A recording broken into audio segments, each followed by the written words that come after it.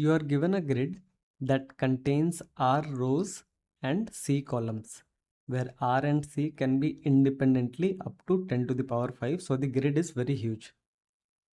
Initially, you are standing at the first cell of the grid. Suppose you are standing over here, and your goal is to reach the last cell of the grid, which is at position R, C. And in one step, you can either move right or you can move down. So these are the only two operations allowed. So you move right, you move down, and then you move right, and then you reach your destination. So this is one way to reach your destination. But you will notice that you could have also taken this path. You move right twice, and then you move down twice, and then you move right once, you go down, and then you move right. So as you can see that there can be multiple ways to reach the target cell. But this problem says that there are some obstacles also present in the path. So all the orange cells that you see over here, these are obstacles, meaning that even though if you are standing over here and the move from here to here because you are going right is a valid move, but since it lands on an obstacle, you are not allowed to take that move. So you have to avoid the obstacles at all costs. And then the problem asks you to find the number of ways to reach from the first cell to the last cell while avoiding all the obstacles. And the total number of rows and columns can be very huge, but the total number of obstacles in the grid that are given, they are limited in number. They are only around 1000. So in this video, we will see some techniques to solve this problem. This is a very interesting problem that deals with number theory, combinatorics, and dynamic programming. This is one of the classics from the Codeforces world. So make sure to learn how to solve this problem, even if you do not want to implement it. So before looking at the version with obstacles, let's look at the simpler version that do not involve any obstacles. Suppose you are given a grid and you are standing over here and you have to reach over here. Now the position of this cell is 1, 1, and the position of this cell is R, C. One observation that you can make, that every time you make a move, suppose you are making a move from here to here, you are going right, then something will change. Either your I will change or either your J will change. Either I will increase by 1 or J will increase by 1. For example, when making a right move, your J changes because this cell is 1, 2. But if you are making a downward move, it becomes 2, 1. So in each move, one of them has to compulsorily change. But you know that your eventual goal is to reach R, C. This means that the total number of changes that you can have in the row, in the I section, that should be limited because you cannot cross R, because once you cross this, then you will land over here outside the grid. Same for C. The total number of deltas should be bounded, otherwise you will land out of the grid. So let's define a quantity called delta R.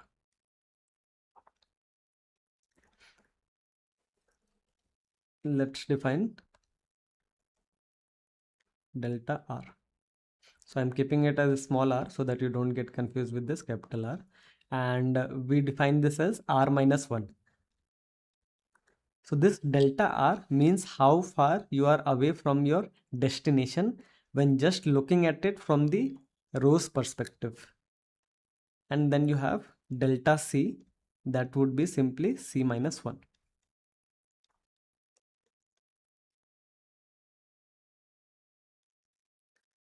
Then you can notice that if you are delta R away from the destination from the rows perspective and delta C away from the column perspective, then when you are making some moves, the moves will either look like R, R, D, D means down, R, R, D, R, etc. Then here, if you count all the R's that are visible to you, their count will be exactly equal to delta R. Why? Because every time you see an R entry over here, this delta, this delta decreases by 1 because their difference becomes closer. Like you move from 1 to 2 1, so now you are closer to your destination. So you only have delta R money to spend and delta C money to spend on the columns. And you will realize that this delta R and delta C, these will be the exact number of R and C's that you will see before you arrive at the destination. Why? Because suppose delta R is equal to 5 and delta C is equal to 3. It means that you have to compulsorily take uh, 5 downward steps to reach here. This means that you have to take 5 downward steps and then you have to take 3 forward steps to reach here. So this means that your answer is simply how many ways are there to arrange delta R items and delta C items such that you can interleave them. So this becomes a simple combinatorics problem where you have delta R plus delta C boxes. And you will notice that once you and you can select some slots for putting where the R's will be. So suppose you want to take the right move over here. So R is 5, so you can take these right moves over here. And in the remaining slots, you have to take C and that exact number of C down, right? So you can have D, D and D. So this is one possible configuration. So you will realize that once you fix the position of R's, the position of C of all the downward moves, they get fixed automatically. So this means that you have to select delta R boxes out of delta R plus delta C boxes. So the answer to this problem is simply delta R plus delta C, these many boxes, and you choose delta R boxes out of it. Now you might question that why didn't we put in the downward boxes first and then have fixed the position of the rightward boxes? So that is also fine. If you want to go that route, then the answer would be delta R plus delta C, choose delta C. And from combinatorics, you will realize that this expression is equal to this expression because it has to be, because in this counting problem, there is no restriction that you have to settle all the R's first and then the D. So this is the famous property of NCR where NCR is equal to NC n minus R. So we have solved the easy version of the problem, which is how many paths are there to go from the first cell to the last cell of the grid. It is nothing but the delta R, which is how much farther you are away from reaching your target on the row side and on the column side. And then you select these deltas. But you will realize that in all of these calculation that we had done, the reason why I have written it as delta R and delta C instead of simply writing it as R minus 1, which was a constant, is because I wanted to take your attention to the fact that we are not really limited by the first and the last position. This analysis holds for path between any two vertex on the grid.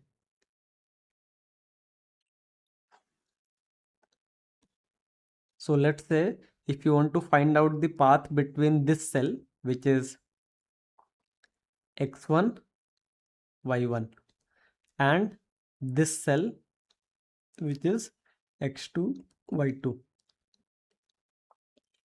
How do you do that? You simply compute delta R, which is how much farther are they away from reaching their goal on the row side, which is x2 minus x1. And then you compute delta C, which is y2 minus y1. And you will realize that you can think of this grid as a smaller subgrid, because since you have to reach from here to here, it means that this is your boundary. You cannot go to any of these elements. This means that the answer to this problem is still delta R plus delta C. Choose delta R. Now what happens if delta R is negative? Because it can be negative. Like suppose if I ask you to find the number of paths between this cell and let's say x2, y2 is here. So if delta R is negative, you will see that there is no path that can start from here and end at here. So that is why delta R or delta C might be negative. In that case, you can simply say that if one of delta R or delta C is negative, then the answer is 0. Otherwise, if both of them are positive, then the answer is this.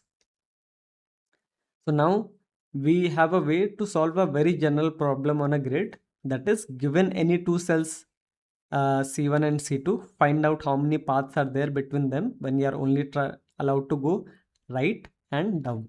And the answer is simply compute the delta between their row indices and the delta between their column indices, and try to permute those rows and columns such that you fix all the rows first in whatever boxes you need, and the columns will automatically get the remaining spaces.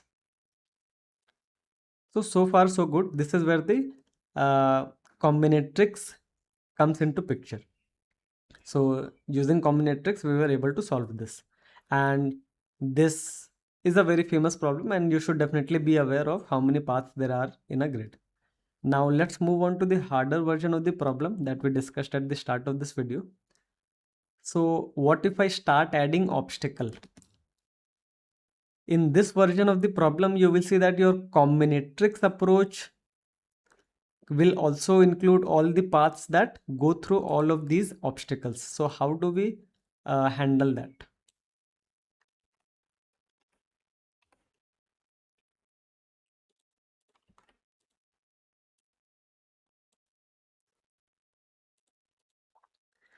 How do we handle that?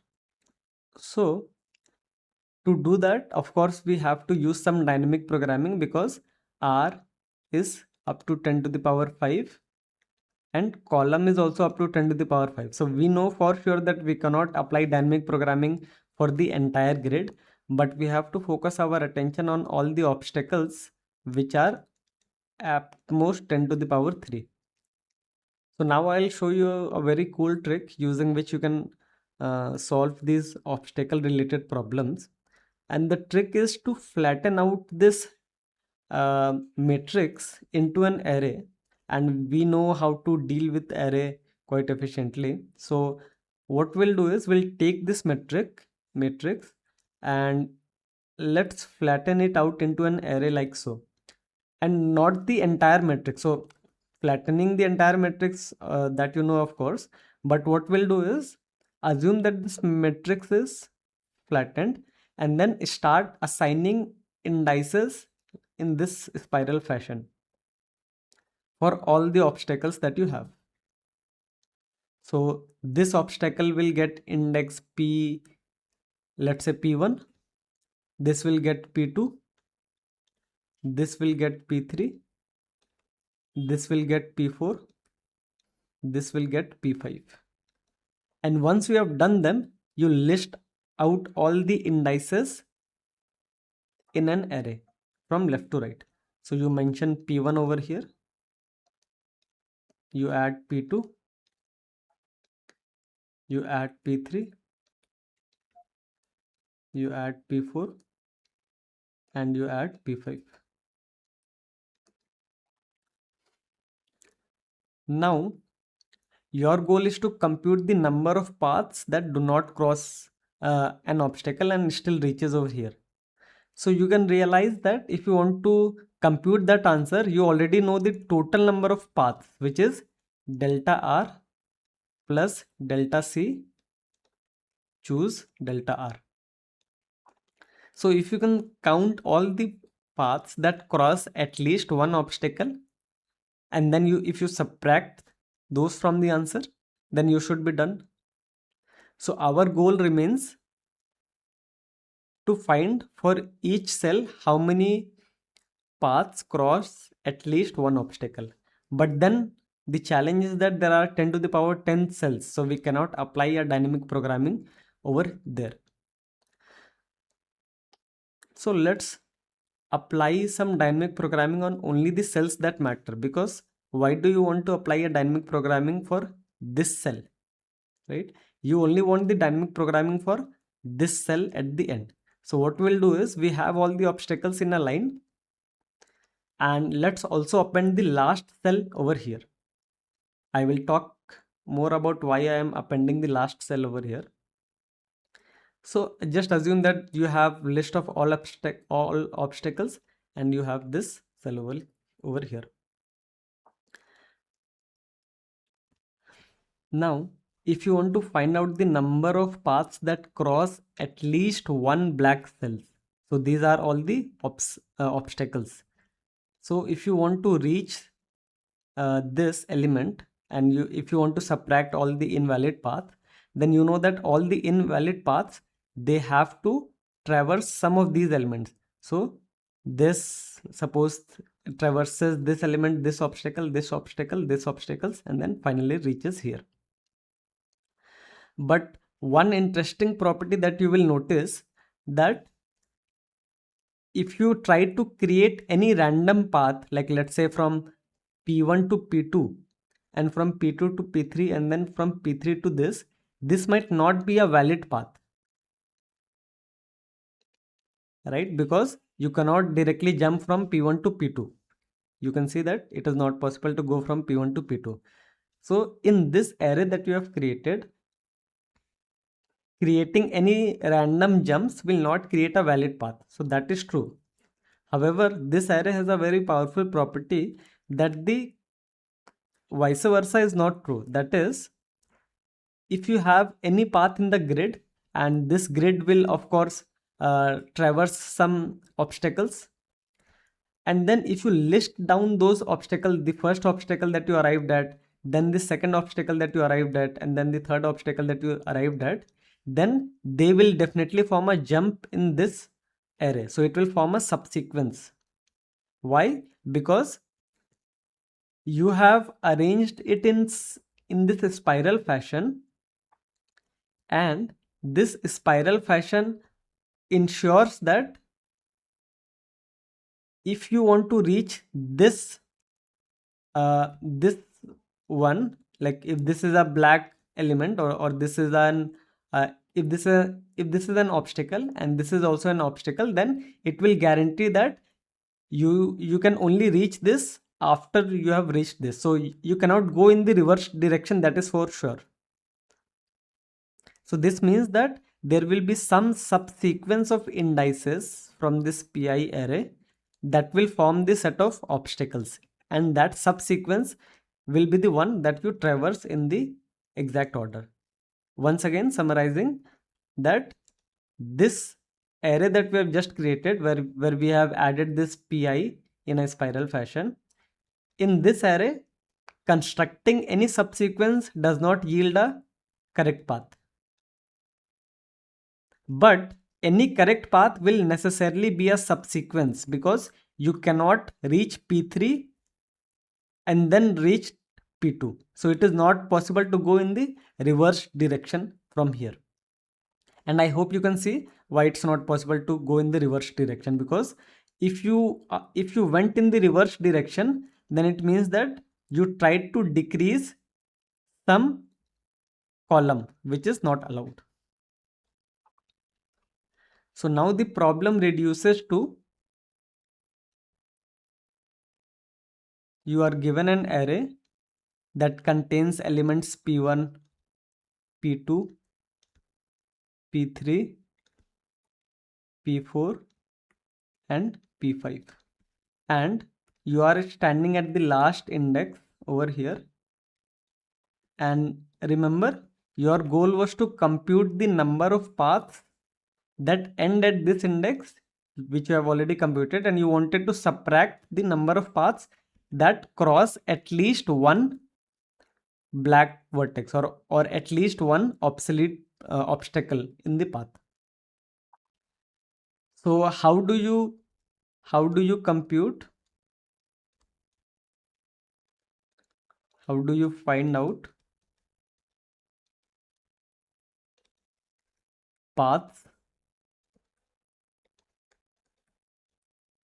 that cross at least one obstacle? At least one obstacle. Now, had this been a different problem, then the way that you solve this problem is by taking the complement of it, that is finding out the paths that do not contain any obstacle, but you will realize that that itself is the problem that we are trying to solve. So we cannot take a shortcut and then try to find the complement. So we have to find this quantity, like how many ways are there to select at least one type of element. So now this is where I'll show you a trick that can be very useful in solving these kind of problems if you don't want to go the complement route. So you know that if you have to take at least one obstacle, you will there will be 2 to the power n ways to select one subsequence of this array, and those will be form the set of your obstacles. So there are too many choices for that.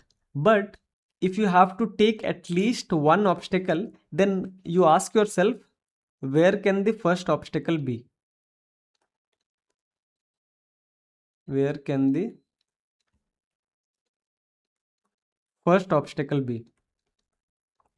So the first obstacle, it can either be here, or here, or here, or here, or here. So we only have 5 choices now. So suppose the first obstacle is at P3. If the first obstacle is at P3, then if it is indeed the first obstacle at P3, then what are we interested in? We are interested in all the paths that can come to P3 without touching any obstacle.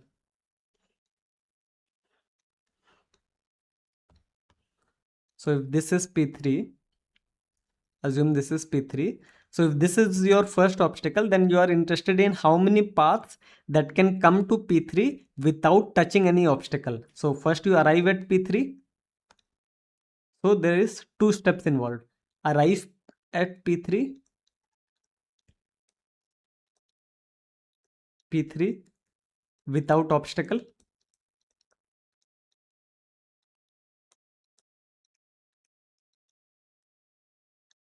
And then from P3, once you have taken one obstacle, and remember our condition is the path that cross at least one obstacle, and we are adding the condition that the P3 is the first obstacle. Then after that, no matter how many obstacles you take, your path will still be invalid. So this means that after that you can do anything to reach your destination, and those paths, all of those paths you have to remove from your set of delta r plus delta c. Choose delta r, right? So you arrive at P3 without obstacle, and then after that you go from P3 to the last cell without any restrictions. And you can see that if there are x ways to arrive at P3 without obstacle, and there are y ways to reach from P3 to the final cell without any restrictions, right? Then there will be x into y choices in which you will have at least one obstacle, and that obstacle will be P3, and then you have to subtract those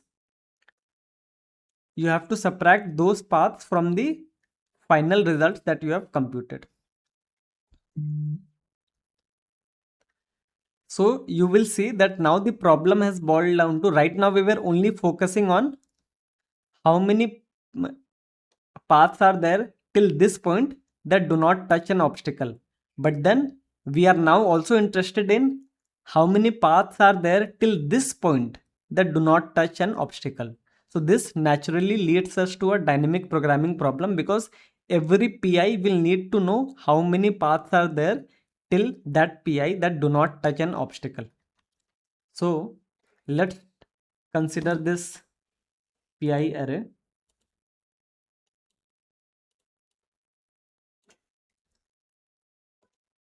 So suppose this is P1, P2, P3, P4, P5, and this is the person standing at the last cell.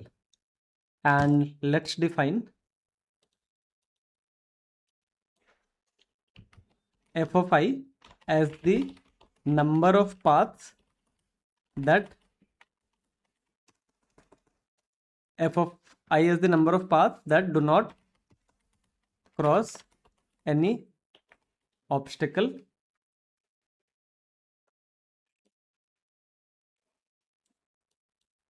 f of I is the number of paths that do not cross any obstacle to reach PI. Okay. So how do you compute f of I? So computing f of I is simply count all the paths till Pi. So how many paths till Pi will be there? So that will simply be delta R plus delta C, choose delta R, and here this delta R will represent the Pi. So Pi will correspond to some Xi and Yi, right? Because Pi, even though I say that it is a cell, but it will have a corresponding Xi and Yi. So this Xi and Yi will simply be Xi minus 1 and Yi minus 1. So these will be the delta R for Pi. So this is the total number of paths that reach the cell located at Pi. And then you have to subtract all the cells that reach Pi with at least one obstacle.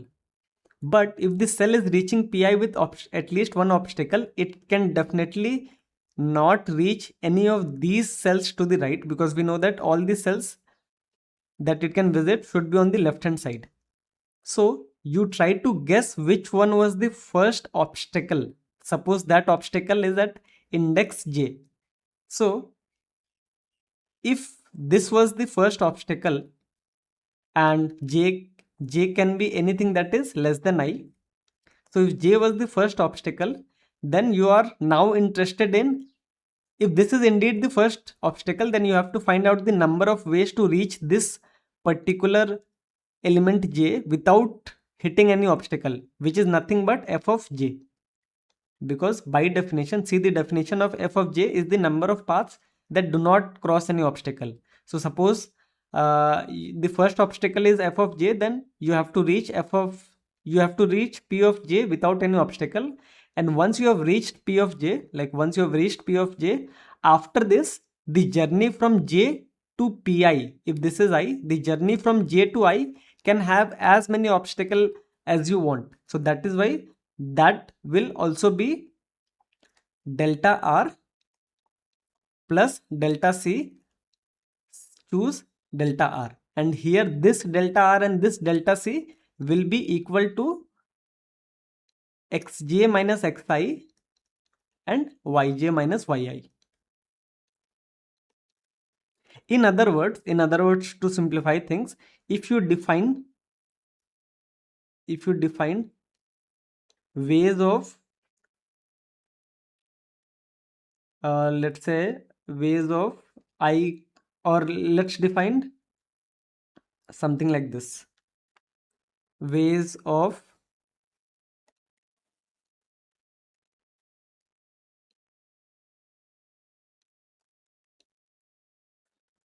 cell C1 and cell C2 as the number of ways to reach from C1 to C2. Then this DP transition is nothing but f of I is equal to ways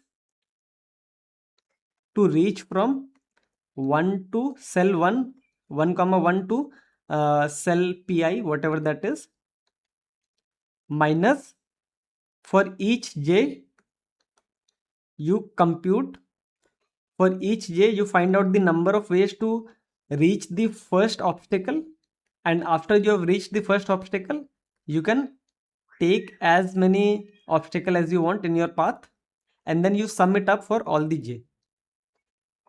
So you can see that with this we'll have an O of n transitions for the DP, because for any index I you only have to look at indexes to the left of it.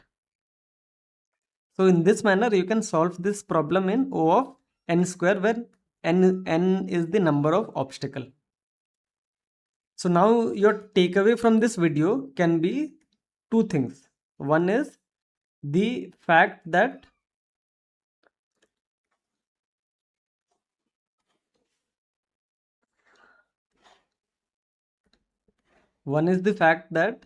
if you are given a grid and you have to reach from any cell to any cell, the formula is simply compute the delta R, compute delta C, which is the difference between the row indexes and column indexes, and your answer is simply delta R plus delta C. Choose delta R. This is the first learning from your video. The second learning is that when you are solving a problem that involves statements like, if it involves a statement like include at least one thing, so you will frequently encounter this kind of DP. And in fact, if you look at a problem on Codeforces on AdCoder, I think it was named Christmas Presents 2. I also created a video editorial on it on my channel maybe a year or two back, and even in that case we had applied the same idea, where whenever you are dealt with a DP transitions that tries to include at least one thing, of course the first thing that you will try to do is solve the counterpart, which is find out the number of ways and then subtract the ways that has no things. But in some scenarios this itself might be difficult to solve, and that is why we have to switch to this transition where you have to include at least one thing. So in this case you can take your guess on the first item that has been included. That can either be here, the first item can be here, the first item can be here, first item can be here. And since you are allowed to include at least one thing, and you have now partitioned it into disjoint sets where the first items can be any of the j to the left of it, then after you have taken the first item, you are allowed to freely take any of the items, and this will not create duplicates. I hope you can see why it will not create any duplicates, because the first item will be different in all the subsets or subsequences that you will create. So this was the second learning from the video. And the third learning is that given any grid with obstacles, it might be easier to visualize all these obstacles as an array instead of a grid. And this array will follow a very special property, and that property is that even though any random subsequence in an array might not be a correct path, but the vice versa, which is that any correct path has to be a subsequence in this array. Because once you create all this P1, P2, P3, you will realize that it is not possible to reach P4 and then reach any of the other vertex to the left of it. So if you want to solve this problem, I will link it in the Codeforces comment section. If you have any comments, do let me know. Thank you.